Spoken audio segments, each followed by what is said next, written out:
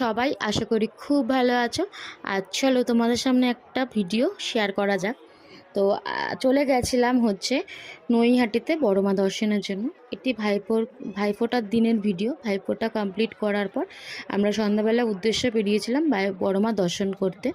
তো খুব ইচ্ছে ছিল, অনেক দিনকার ইচ্ছে ছিল, অনেক দিনকার বলবো না, অনেক বছরের ইচ্ছে ছিল আর কি বড় মার দর্শনের কাঠামো দর্শন করার। আমরা মন্দিরে গিয়ে বড় মার কষ্টি পাথরের পুজো দেখেছি, কিন্তু বড় মার মণ্ডপে কাঠামো পুজো দেখিনি, তাই গেছিলাম বড় মাকে দেখার উদ্দেশ্যে।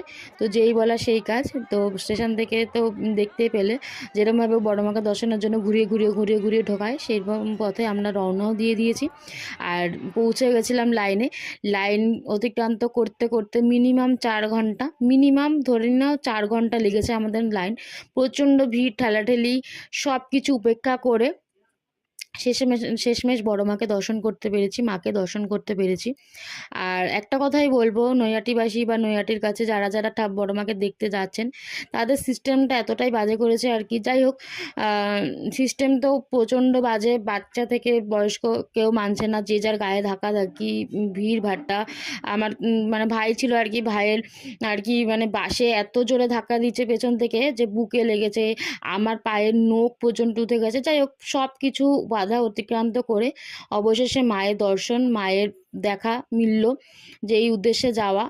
আর বড় মা সবসময় বলেই রাখেন আর কি, তার ইসেতে লেখাই থাকে, ধর্ম যার যার, বড় মা সবার। তো জাতি ধর্ম বর্ণ নির্বিশেষে মা কিন্তু ভক্তদের কাছে টেনে নেন এবং তাদের যা মনস্কামনা তা পূরণ করে দেন।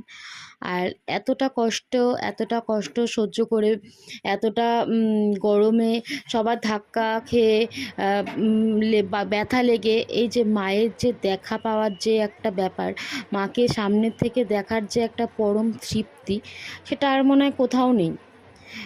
যারা যারা বড় মার ভক্ত আছেন, পৃথিবীর যারা যারা যে ক্ষেত্রে থেকে বড় মাকে ভক্ত বা বড় মাকে দর্শন করতে এসছেন, তারা মনে হয় এই সব কষ্ট শেষে বড় মাকে দর্শন করে যে পরম তৃপ্তিটা যে মিলছে না, এটাই হচ্ছে পরম পাওয়া।